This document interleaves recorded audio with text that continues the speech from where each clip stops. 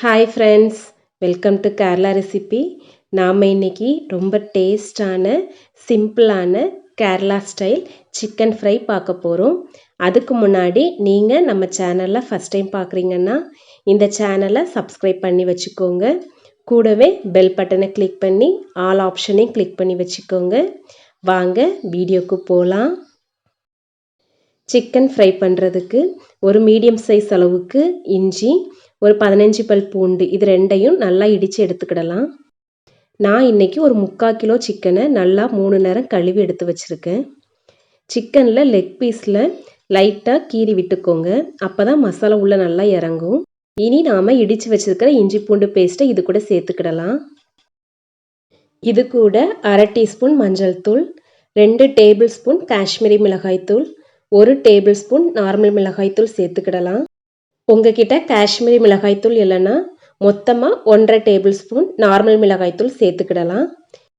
இனி 1 டீஸ்பூன் மல்லித்தூள், 1 teaspoon garam masala, 1 teaspoon மிளகுத்தூள், தேவையான அளவுக்கு உப்பு சேர்த்துக்கிடலாம்.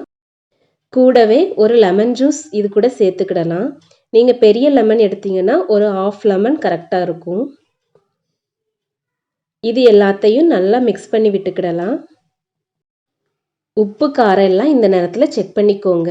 உங்களுக்கு காரம் கம்மியாக தெரிஞ்சிச்சுன்னா கூட கொஞ்சம் மிளகுத்தூள் சேர்த்துக்கோங்க. இதை நல்லா மிக்ஸ் பண்ணி ஒரு 1 மணி நேரம் நல்லா ஊற விட்டுக்கிடலாம். இதை ஒரு நாள் நைட்டு ஃபுல்லாக நீங்கள் ஃப்ரிட்ஜ்லேயும் வச்சுக்கிடலாம். அப்போ மசாலா நல்லா இறங்கும். 1 மணி நேரம் ஆனதும் இதை பொரிச்சு எடுத்துடலாம்.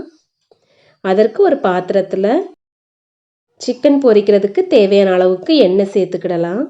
எண்ணெய் சூடானதும் ஒவ்வொரு பீஸாக போட்டு பொரிச்சு எடுத்துக்கிடலாம். இது ரொம்ப சிம்பிளான ரெசிபி. கண்டிப்பாக உங்கள் வீட்டில் செஞ்சு பாருங்கள். எப்படி வந்துச்சுன்னு கமெண்ட் பண்ணுங்கள். நான் ஏற்கனவே இந்த சேனலில் நிறையா சிக்கன் ரெசிபி போட்டிருக்கேன். லிங்க் டிஸ்கிரிப்ஷனில் கொடுக்குறேன், விருப்பம்னா பாருங்கள். சிக்கன் நல்லா வெந்துருச்சு.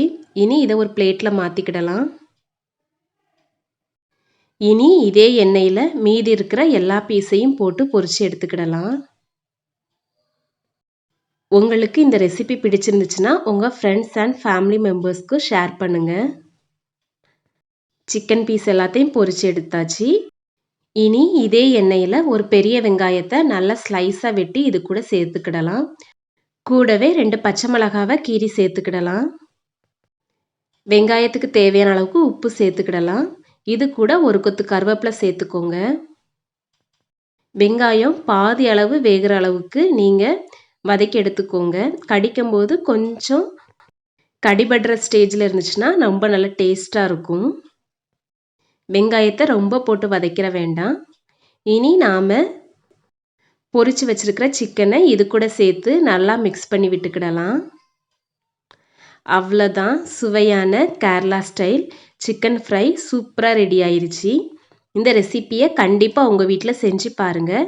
எப்படி வந்துச்சுன்னு கமெண்ட் பண்ணுங்கள். வீடியோ பிடிச்சிருந்தா லைக் பண்ணுங்கள். அப்படியே கேரளா ரெசிபி சேனலுக்கு சப்ஸ்கிரைப் பண்ணி வச்சுக்கோங்க. கூடவே பெல் பட்டனை கிளிக் பண்ணி ஆல் ஆப்ஷனை கிளிக் பண்ணி வச்சுக்கோங்க. தேங்க்யூ.